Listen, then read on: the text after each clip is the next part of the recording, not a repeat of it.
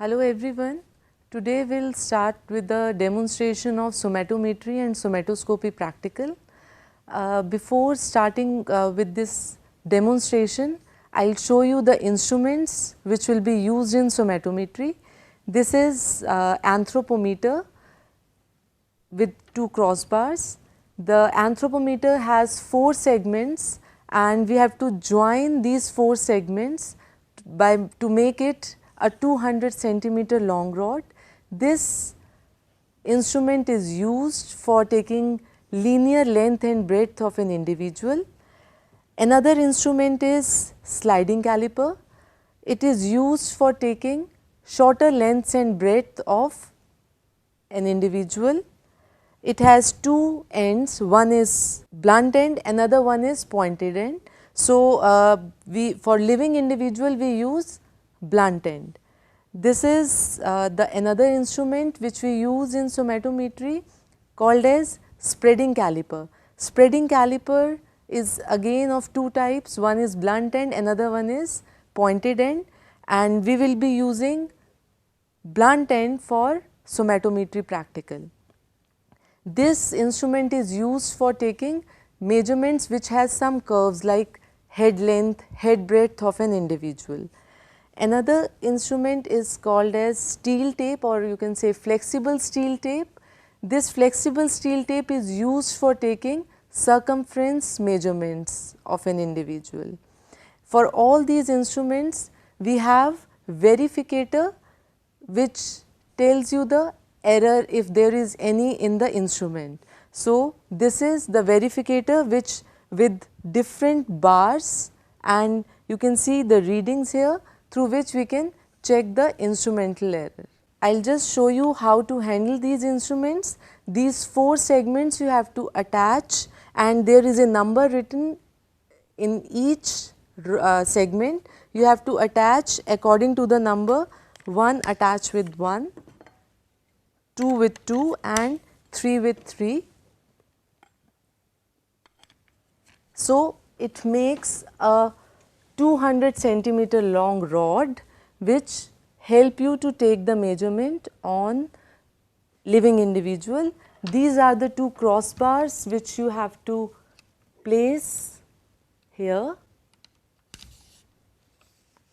one here and another one on the fixed end. So, this is the anthropometer which we use for taking linear measurements like height, sitting height, shoulder breadth and other somatometric measurements. Another instrument is called as sliding caliper. It's you can see there are 2 ends in this caliper, one is pointed end, another one is blunt end. So, in somatometry we are using blunt end so that it will not hurt an individual, and it is used for taking shorter length and breadth of an individual like facial length, facial breadth, nasal length, nasal breadth. Another instrument is spreading caliper. This is the spreading caliper. As you can see the shape, it spreads and we can take measurement on curvatures like head length and head breadth. With this, it also has 2 types, one is blunt end, another one is pointed end. So, for somatometry we are using the blunt end spreading caliper. This is the verificator which we use for finding the error if there is any in these instruments like anthropometer, sliding caliper and spreading caliper, and you can see here different bars of from 10 to 250 mm, right. So, you can choose any bar and point out the calipers or anthropometers 2 ends on these bars and check the reading. I am now keeping this verificator on the flat surface, show you how to take the instrumental error. So, I am keeping it here and I am choosing suppose 100 mm bar, and I am touching the blunt ends of this caliper, sliding caliper on this bar, both ends of this 100 mm bar. So, you can see here it is showing the 10 mm, 10 centimeter in this sliding caliper. So, it is showing no error. Similarly, we can follow this in spreading caliper and anthropometer. So, this is the small introduction about the instruments which we will be using in somatometry, and now I will request Miss Monica to come and I will show you the demonstration of all these somatometric and somatoscopic measurements on her. First, we will start with the height vertex or stature. So, for height vertex and stature, what is height vertex? It is the straight distance from vertex to floor. So, I will ask Miss Monica to remove her shoes and socks, because participant has to be barefoot while taking the height vertex, and we require a vertical wall for taking the height vertex measurement. So, I will ask her to stand beside against this vertical wall. Hands should be hanging on the side of the body straight, feet making an angle of 45°, head should be in eye ear plane. Now, before taking the measurements, you should know what vertex is. Vertex is the landmark for taking height. Vertex is the highest point on the head in mid sagittal plane when head is in eye ear plane. Now, in this definition, there are two planes I am talking about. One is mid sagittal plane. Mid sagittal plane is the plane which is an arbitrary plane which divides the body into two equal halves, right. So, here is the mid sagittal plane, and eye ear plane, or you can say FH plane or Frankfurt horizontal plane. It is the plane where out of 4 points, that is 2 orbitale and 2 tragion, 3 points should be on the same plane and that plane should be parallel to the ground. So, orbitale is the point on the orbit, lower orbit of an individual, and you can mark this point with the help of chalk powder or skin marking pencil. So, I will just show you the orbitale. This is the lowest most point on the lower margin of the orbit, right. So, this is the point which I mark, and these are the 2 points for FH plane, and another point is tragion. Tragion is either the ear opening of this ear, and these 3 points makes the plane, and that plane should be parallel to the ground, right. So, you have to be very careful while placing the head of an individual in FH plane. Now, Monica is in standard arm hanging position. With that, we can take height vertex. Height vertex we can take with the help of anthropometer. So, observer has to stand on the side of the participant, and you have to place the anthropometer in mid sagittal plane of the participant, and this crossbar should touch the landmark vertex. As I told you earlier, that vertex is the highest point on the head in mid sagittal plane when head is oriented in eye ear plane, and here is the window of this anthropometer where you can note down the reading in centimeter. You have to be very careful that anthropometer should be vertical, right, and the crossbar should touch the vertex and it should not hurt the participant. And precaution for this is that participant should be barefoot and the participant should be against the vertical wall. Now, if you are not having this vertical wall while taking the reading, so there is another method. If you are not finding vertical wall anywhere where you are taking the measurement, So, you can ask the participant to stand straight and you can place this anthropometer at the back side of the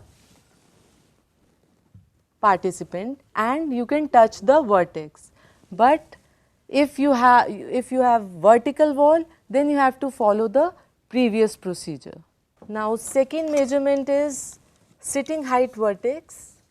Sitting height vertex, it is the straight distance from vertex to the sitting surface. The participant should be sit in standard sitting height position.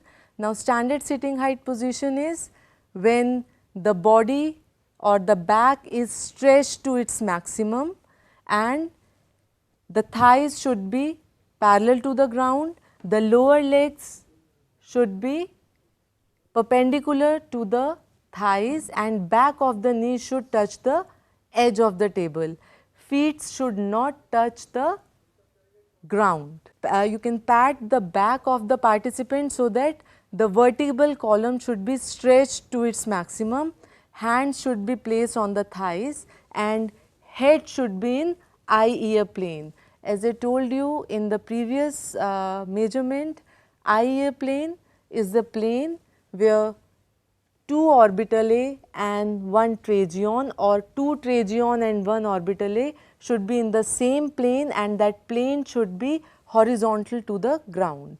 So, we can place Monica's face in FH plane and with the help of this anthropometer, we can take sitting height vertex.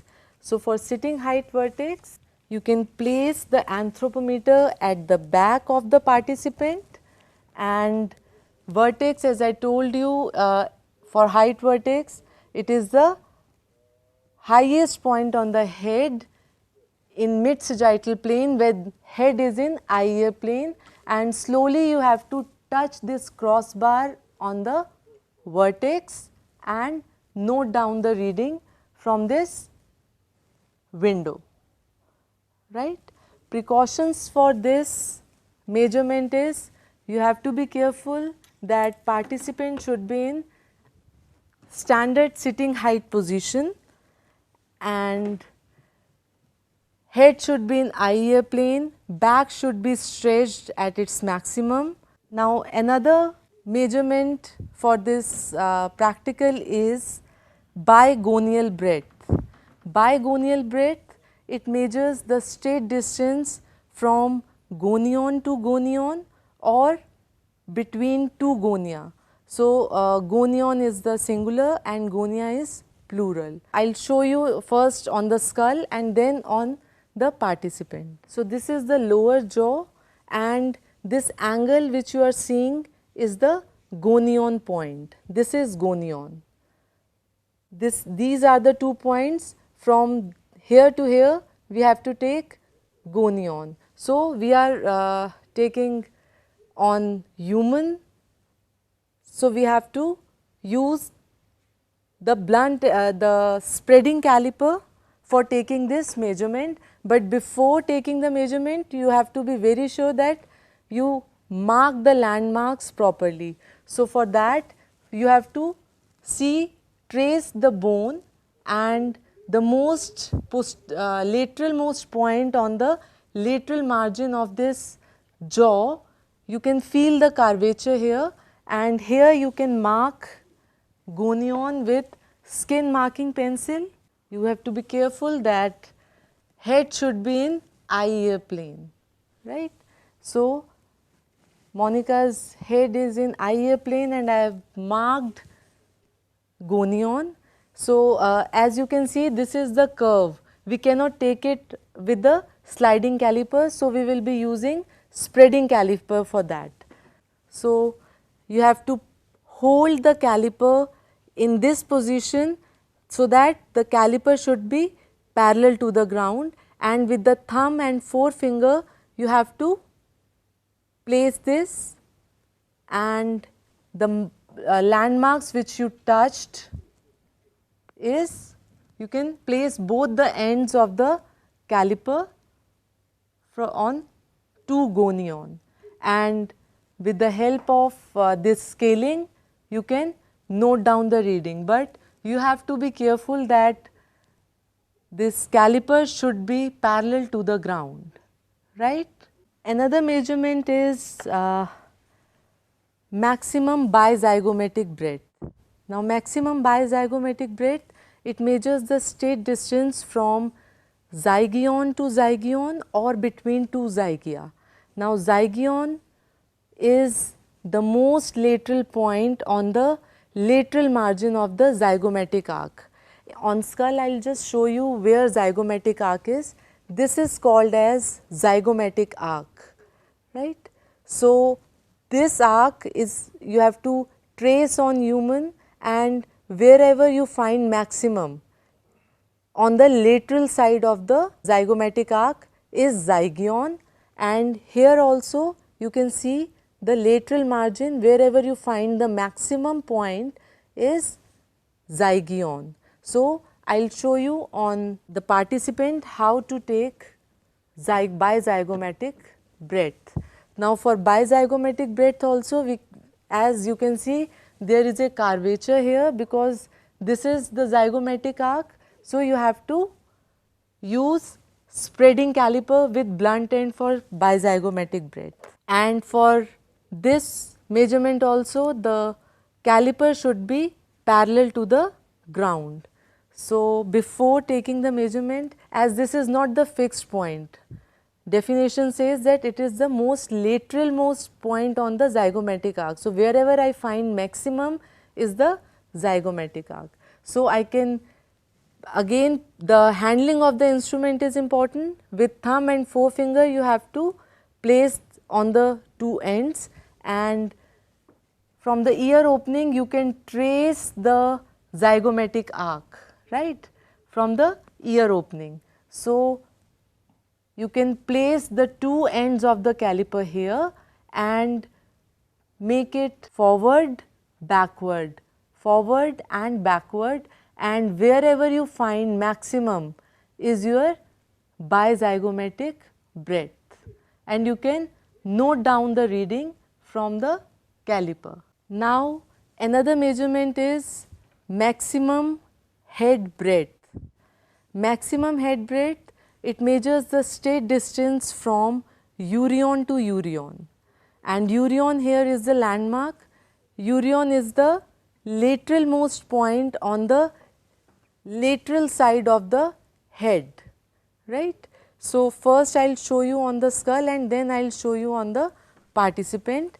So, here on skull you can see the most lateral point on the lateral side of the margin. These two points are urion, this point and this point, these two most prominent points are urion. Now, I will show you how to take on human individual, because human have hair, so it's it may be difficult for you to trace it, but with a very simple procedure you can mark it with you can place your hand on the head of the participant and you can feel the curvature, curve here, right, and we require two lateral most point on the head, right. So, somewhere here and on the other side of the head is urion, right. So, for this measurement also we require spreading caliper, because again it is a curve. Now, you have to place the caliper on urion wherever you find the curve and just rotate it slowly. See, wherever you find the maximum reading is maximum head breadth, right. And now you can say the participant's height is taller than the observer's height. So, for that you can use a small stool for taking this measurement, because you have to, when the two ends of this caliper is touching the landmark, then only you can note down the reading, right. So, it will be easy for you if you are using a small stool while taking the measurement. Now, for another measurement, which is maximum head length. Maximum head length, it measures the straight distance from glabella to opistocranion. Now, glabella is and opistocranion are the two landmarks, which I will just show you. Glabella is the fixed point and opistocranion is not a fixed point. So, glabella is the point in between the eyebrow ridges at the mid sagittal plane above the nasal suture. Usually where you the females put this bindi is glabella. So, you can mark the glabella here. In between the eyebrow ridges is the glabella, and opistocranion, it is the most posterior point on the posterior protuberance of the head, posterior side of the head. So, here again we cannot see the protuberance or we cannot fix the protuberance because it varies from individual to individual. So, in skull you can see the most protruding part is somewhere here, right. So, this is opistocranion. Now, I have to find the opistocranion on the participant's head. Again it is the curve, so we can use spreading caliper with blunt end. Now, again you have to be careful that this spreading caliper should be horizontal to the ground. Now, place the one end on glabella and another end on the back side of the participant and move it slowly up and down and wherever you find maximum in mid sagittal plane, wherever you find the maximum is your opistocranion, right. So, this is the maximum head length of an individual, and you can note down the reading when these two ends were touching the landmarks. And for all these measurements, be very careful that head should be in eye-ear plane. Another one is head circumference. Now, head circumference is the maximum circumference of the head taking from glabella to opistocranion to glabella, and for circumference we use flexible steel tape. So, I marked glabella here, I find out opistocranion by using this spreading caliper, and now I have to use the steel tape for taking the measurement. Now, this steel tape I have to place it on the glabella and cover it till opistocranion and then end with on the glabella, and I can take the measurement in centimeter. Be very careful while taking this measurement, as this is the flexible steel tape. So, it should not hurt the participant, right. This is the very important precaution for all the somatometric measurements, that individual should not be hurt. Now, we will take measurement on minimum frontal breadth. It measures the straight distance from frontotemporalia to frontotemporalia. So, frontotemporalia is the landmark for this and it is the minimum measurement, right. Now, frontotemporalia, I will just show you on the skull. This is the frontal bone and this is the temporal bone. So, this point is frontotemporalia. So, from here to the another side of the head, this one is frontotemporalia to frontotemporalia. So, it will tell you about the minimum frontal breadth. Now, I will show you on the participant. Again this frontotemporalia, to look how to locate it, you can ideally usually it is on the just above the eyebrow ridges, and you can feel the two grooves here which is curving as I show you in the on the skull, and just mark these 2 points, frontotemporalia left and right side, and again with this spreading caliper, hold it horizontal to the ground and just put the two ends of the caliper on frontotemporalia or the landmarks which you mark. Head should be in eye-ear plane. Another measurement for this somatometric measurement is physiognomic facial height. Now, physiognomic facial height, it measures the straight distance from trichion to nathion. Trichion and nathion are the two landmarks for physiognomic facial height, and this facial height is the linear measurement. So, we will be taking this measurement with the help of sliding caliper and sliding caliper with the blunt ends. So, before taking the measurements, you can mark the landmark. Trichion is the point where the anterior border of the hair cuts with this mid sagittal plane. So, mid sagittal plane I told you is the arbitrary plane which divides the body into two equal halves. So, I mark it here, and nathion is the most anterior point on the lower jaw in mid sagittal plane. So, you can feel this point, and at the most anterior part you can mark it with the pen or skin marking pencil. So, your physiognomic facial height is from trichion to nathion. Now, these two landmarks are fixed.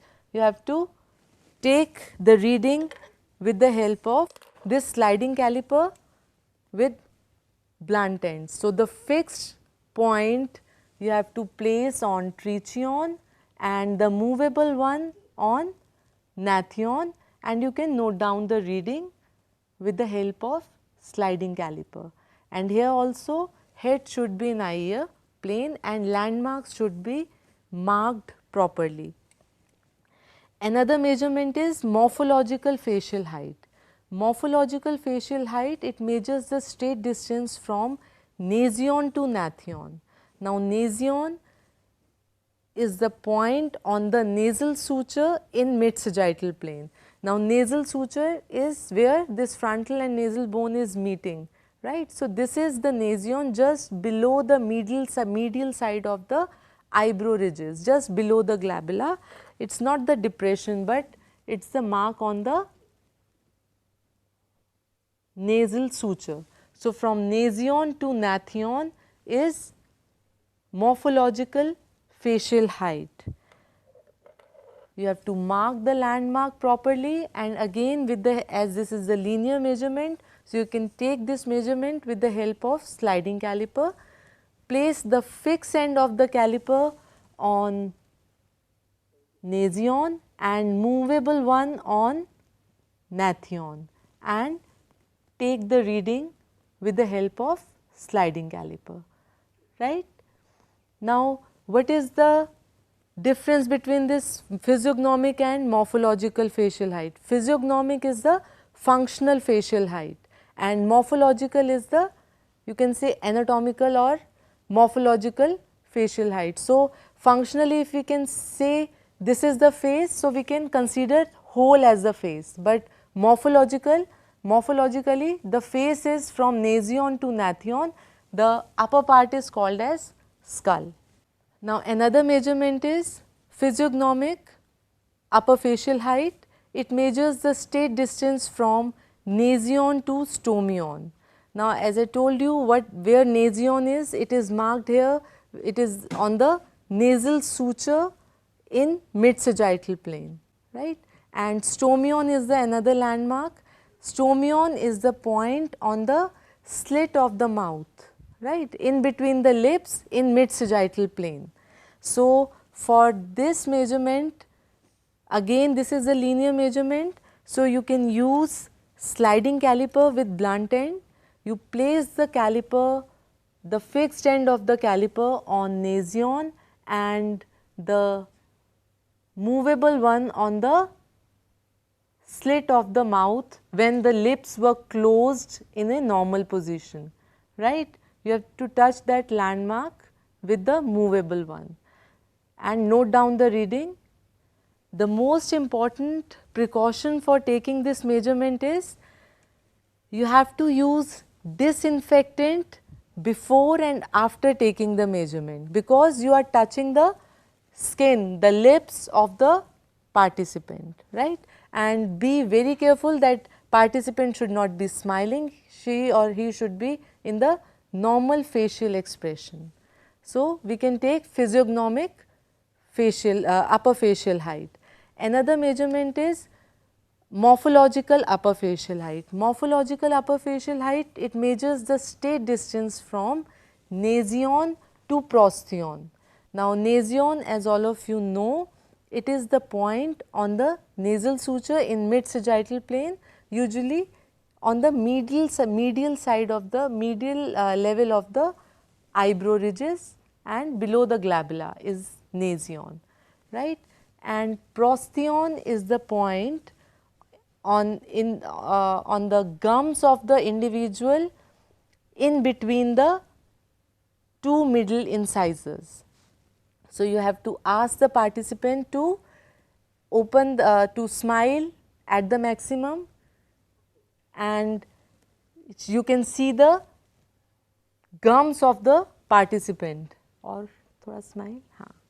Now, this fixed point you have to place on nasion and the movable one on the gums. In between the middle incisors on the gums, you have to touch the another movable landmark. This is called as, the landmark is called as prostheon.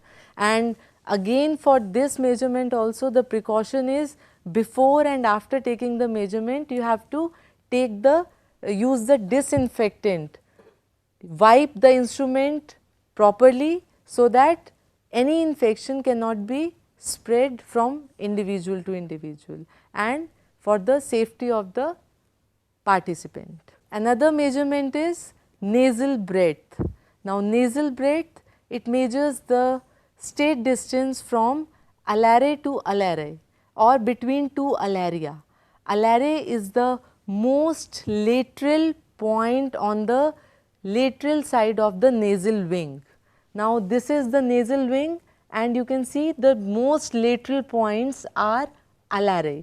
This is one alare, to alare, or between two alaria. Alaria is the plural term and alare is the singular term. So, again this is the linear measurement. We can use sliding caliper with blunt end. You can place the caliper on the lateral side of the nasal wing, and just you have to touch the landmarks carefully that the soft tissues should not be compressed, right. And you can take the measurement, and be very careful that this instrument should be horizontal to the ground. Another measurement is nasal height. It measures the state distance from nasion to subnasale. Nasion, as I told you earlier, it is the point on the nasal suture in mid sagittal plane, and subnasale, it is the point which meets the integument of the upper lip and the nasal bridge. So, this point is called as subnasale, which we take for nasal height.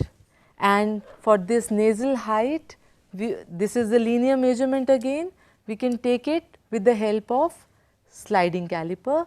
So, place the fixed end of the caliper on nasion and the movable one on the subnasale, and you can note down the reading with the help of this sliding caliper, right. The last measurement for this practical is nasal length. Nasal length, it measures the state distance from nasion to pronasale. Now, nasion, as you all know, is the point on the nasal suture which is on the mid sagittal plane, and pronasale is the point on the tip of the nose, right. So, this is pronasale.